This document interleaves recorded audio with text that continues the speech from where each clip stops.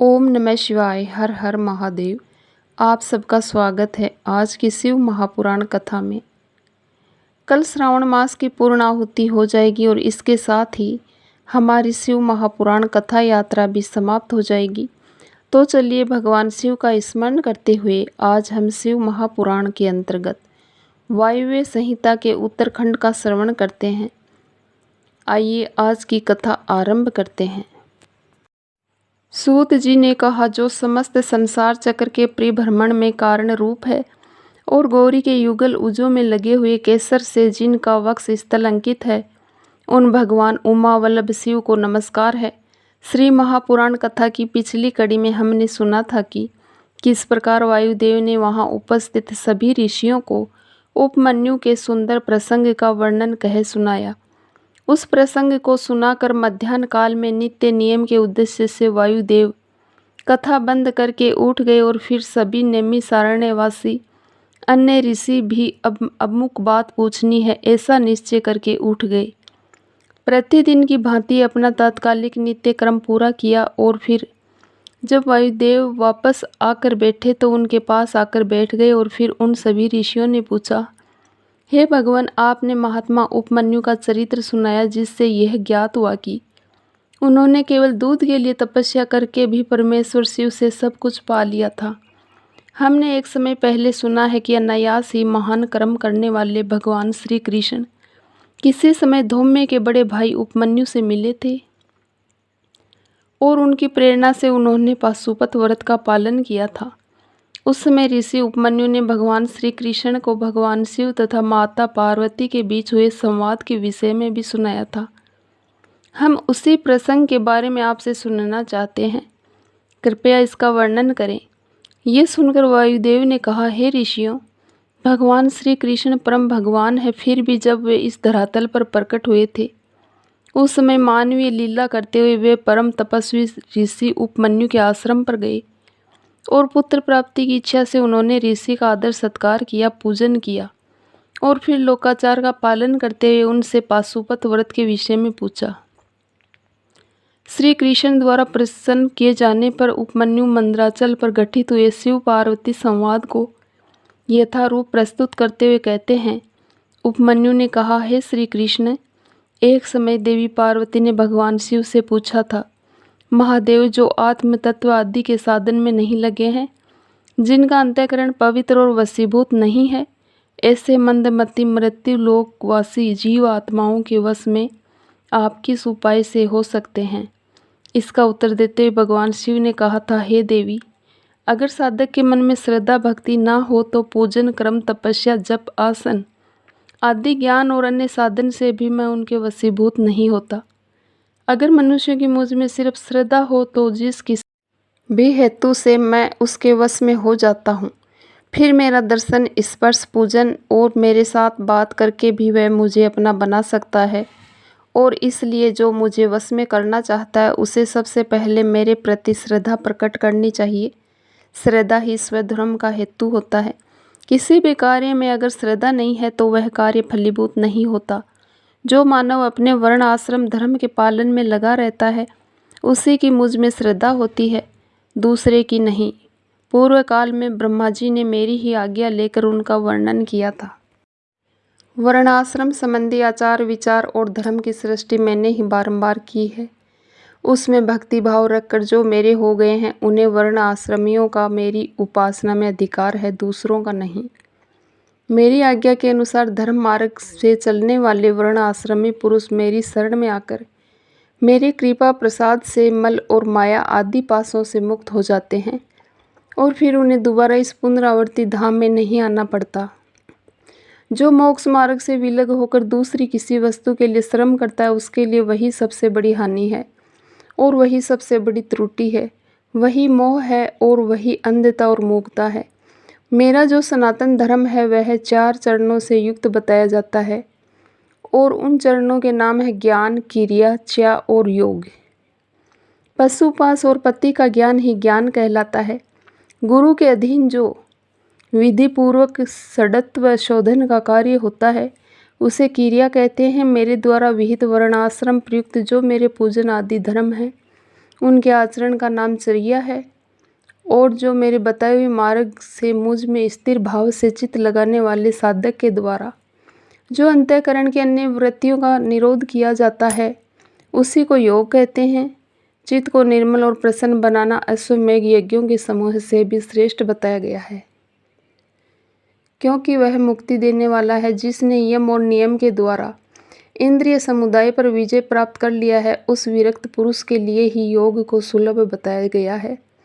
योग पूर्व पापों को हर लेता है। सभी प्राणियों पर दया करनी चाहिए। सदा अहिंसा धर्म का पालन सबके लिए उचित है। ज्ञान का संग्रह भी आवश्यक है। सत्य बोलना, चोरी से दूर रहना, ईश्वर और परलोक पर विश्वास रखना, मुझ में श्रद्धा करना, इंद्रियों को संयम में रखना, वेद शास्त्रों को पढ़ना और पढ़ाना, यज्ञ करना और करवाना, मेरा चिंतन करना, ईश्वर के प्रति अनुराग रखना और सदैव ज्ञानशील होना, ये ब्राह्मणों के लिए अत्यंत आवश्यक बातें हैं।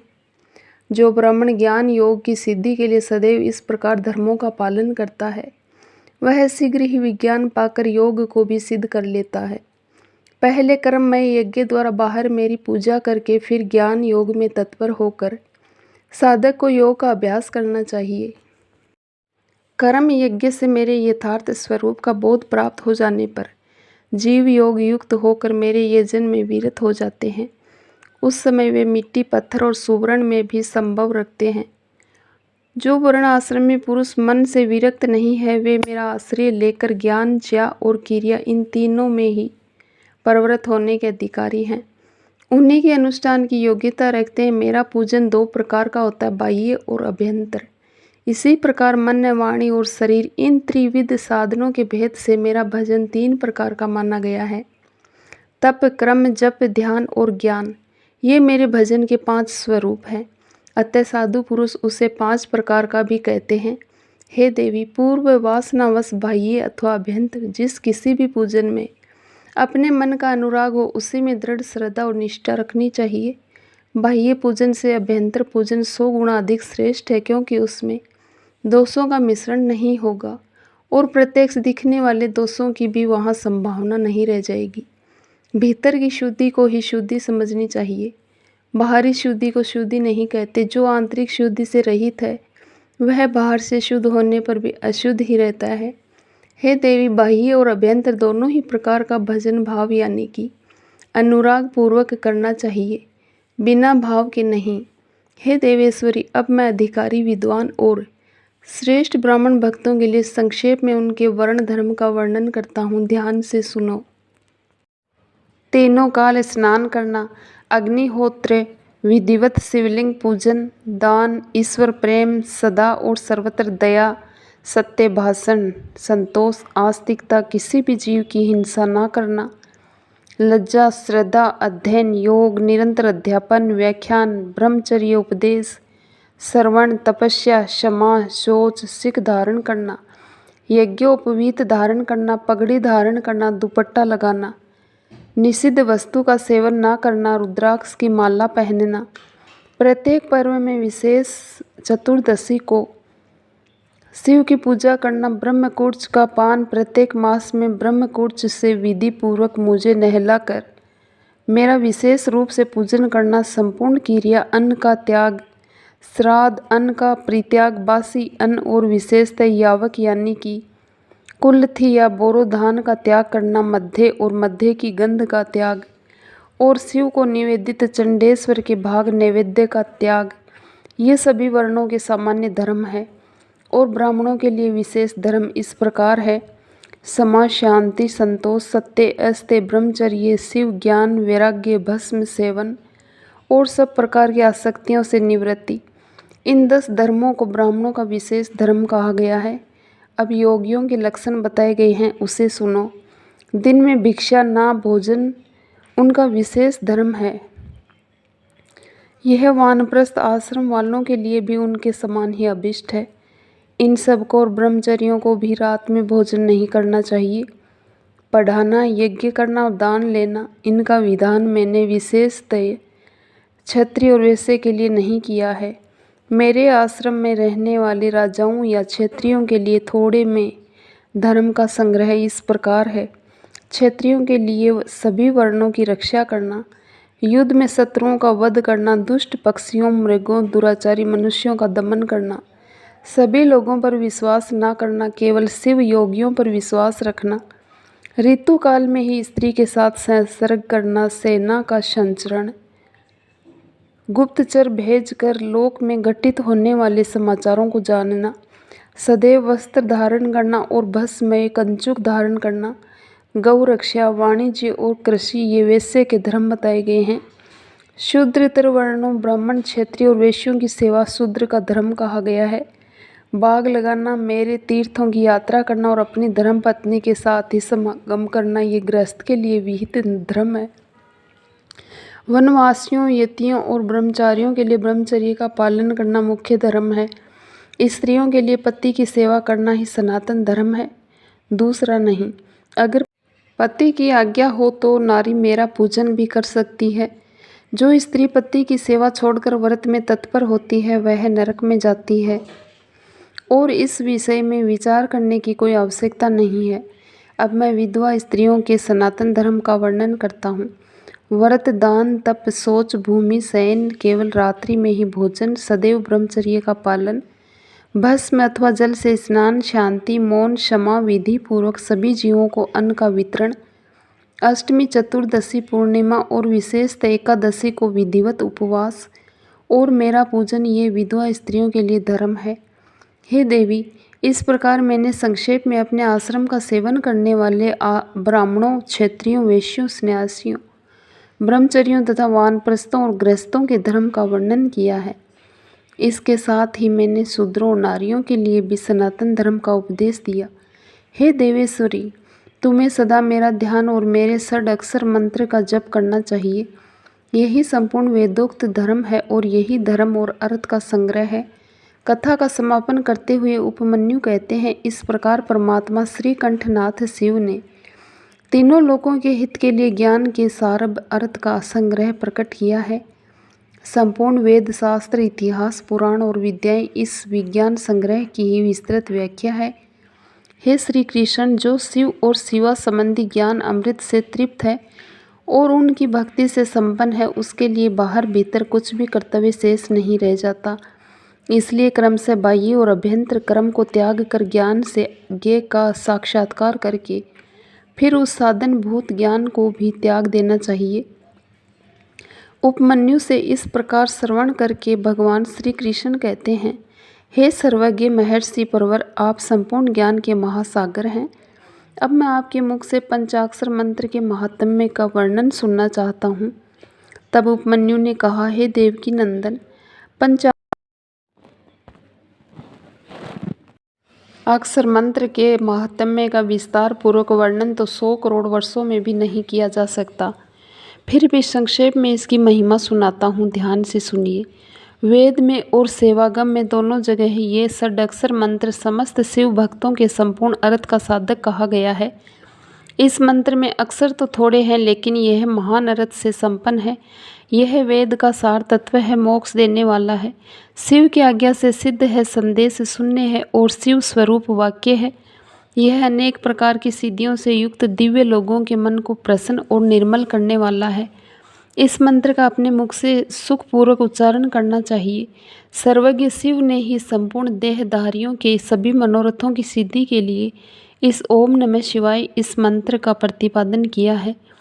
यह आदि षडक्षर मंत्र संपूर्ण विद्याओं मंत्रों का बीज मूल है। जैसे वट के बीज में महान वृक्ष छिपा हुआ है, उसी प्रकार अत्यंत सूक्ष्म होने पर भी इस मंत्र को महान अर्थ से परिपूर्ण समझना चाहिए। षडाक्षर मंत्र में 6 अंगों सहित संपूर्ण वेद और शास्त्र विद्यमान है, इसलिए उसके समान दूसरा कोई मंत्र नहीं। 7 करोड़ महामंत्रों और अनेक उपमंत्रों से ये षडाक्षर मंत्र उसी प्रकार भिन्न है जैसे वृद्धि से सूत्र। पंचाक्षर मंत्र के जप में लगा हुआ पुरुष अगर पंडित, मूर्ख, अंत्यज अथवा अधम भी हो तो भी वह पाप पंजर से मुक्त हो जाता है। इस कथा के अंतर्गत उपमन्यु ने फिर से भगवान शिव और माता पार्वती के बीच हुए संवाद का उल्लेख करते हुए कहा, हे भगवान श्री कृष्ण, उस वार्तालाप के दौरान भगवान शिव ने देवी पार्वती से कहा था, हे वरान, आज्ञाहीन, क्रियाहीन, श्रद्धाहीन और विधि के पालन के लिए आवश्यक दक्षिणा से हीन जो भी जप किया जाता है वह सदा निष्फल होता है। मेरा स्वरूप भूत मंत्र अगर आज्ञा सिद्ध, क्रिया सिद्ध और श्रद्धा सिद्ध होने के साथ ही दक्षिणा से भी युक्त हो तो उसकी सिद्धि होती है और उसे महान फल प्राप्त होता है। एक शिष्य को चाहिए कि वह पहले तत्ववेता, आचार्य, जपशील, सद्गुण संपन्न, ध्यान योग प्रायण और ब्राह्मण गुरु की सेवा में उपस्थित हो। मन में शुद्ध भाव रखते हुए प्रयत्नपूर्वक उन्हें संतुष्ट करे।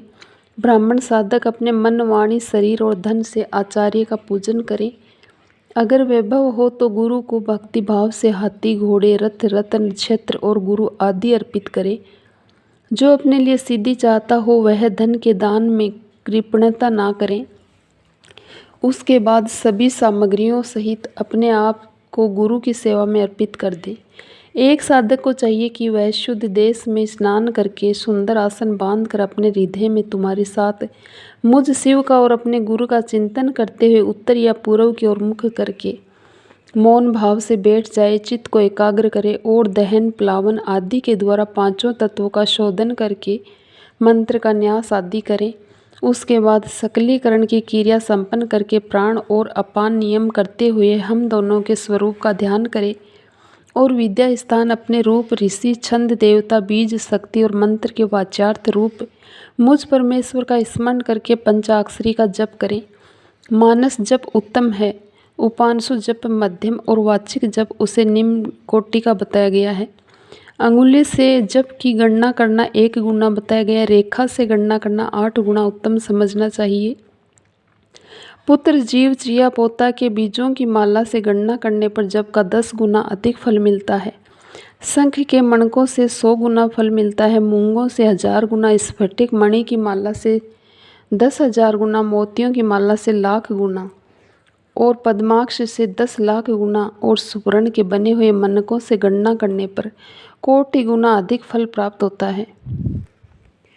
कुश की गांठ से और रुद्राक्ष से गणना करने पर अनंत गुणे फल की प्राप्ति होती है। 30 रुद्राक्ष के दानों से बनाई गई माला जप क्रम में धन देने वाली होती है। 27 दानों की माला पुष्टिदायिनी और 25 दानों की माला मुक्तिदायिनी होती है। 15 रुद्राक्षों की बनी हुई माला विचार क्रम में फलदायक होती है। जब क्रम में अंगूठे को मोक्षदायक समझना चाहिए और तर्जनी को शत्रुनाशक, मध्यमा धन देती है और अनामिका शांति प्रदान करती है। 108 दानों की माला उत्तम मानी गई है, इसलिए 100 दानों की माला उत्तम और 50 दानों की माला मध्यम होती है। 54 दानों वाली माला मनोहारिणी और श्रेष्ठ कही गई है। इस तरह की माला से जप करें और जप किसी को दिखाई ना दें। कनिष्ठ का अंगुली अक्षरणीय जप के फल को अक्षरित नष्ट न करने वाली बताई गई है, इसलिए जप कर्म में शुभ है। घर में किए हुए जप को समान या 1 गुना समझना चाहिए। गौशाला में उसका फल 100 गुना हो जाता है। पवित्र वन या उद्यान में किए हुए जप का फल सहस्त्र गुना बताया गया है। पवित्र पर्वत पर 10,000 गुना, नदी के तट पर 1,00,000 गुना, देवालय में कोटि गुना और मेरे निकट किए हुए जप को अनंत गुना अधिक बताया गया है। पूर्व अभिमुख किया हुआ जप वशीकरण में और दक्षिणा अभिमुख जप अभिचार कर्म में सफलता देता है। पश्चिम अभिमुख जप को धनदायक जानना चाहिए और उत्तराभिमुख जप शांतिदायक होता है। सूर्य, अग्नि, ब्राह्मण, देवता और अन्य श्रेष्ठ पुरुषों के समीप उनकी ओर पीठ करके जप नहीं करना चाहिए। सिर पर पगड़ी रखकर, कुर्ता पहनकर, निर्वस्त्र होकर, बाल खोलकर, गले में कपड़ा लपेटकर, अशुद्ध हाथ लेकर, संपूर्ण शरीर से अशुद्ध रहकर और विलाप पूर्वक भी कभी जप नहीं करना चाहिए। जप करते समय क्रोध, मद, छींकना, थूकना, जमाई लेना और कुत्तों तथा नीच पुरुषों की ओर देखना भी वर्जित बताया गया है। अगर कभी वैसा संभव हो जाए तो आचमन करें अथवा तुम्हारे साथ मेरा पार्वती सहित शिव का स्मरण करें या ग्रह नक्षत्रों का दर्शन करें अथवा प्राणायाम कर लें। बिना आसन के बैठकर, सोते हुए, चलते चलते और खड़ा होकर भी जप नहीं करना चाहिए। गली में या सड़क पर, अपवित्र स्थान में और अंधेरे में भी जप ना करें। दोनों पांव फैलाकर, कुक्कुट आसन से बैठकर, सवारी या खाट पर चढ़कर अथवा चिंता से व्याकुल होकर भी जप ना करें। अगर शक्ति हो तो इन सब नियमों का पालन करते हुए जप करें और असक्त मनुष्य यथाशक्ति जप कर सकते हैं। और इस प्रकार त्रिशूलधारी महादेव जी ने तीनों लोकों के हित के लिए साक्षात महादेवी पार्वती से इस पंचाक्षर मंत्र की विधि और जप की योग्य प्रवृत्ति के विषय में संपूर्ण वृत्तांत सुनाया। जो भी मनुष्य एकाग्रचित होकर भक्ति भाव से इस प्रसंग को सुनता या सुनाता है, वह सभी पापों से मुक्त होकर परम गति को प्राप्त करता है। और इसके साथ ही हमारी आज की शिव महापुराण कथा को हम यहीं पर विराम देते हैं। इसी कथा की अगली कड़ी के साथ हम आपसे फिर मिलेंगे। ओम नमः शिवाय। हर हर महादेव।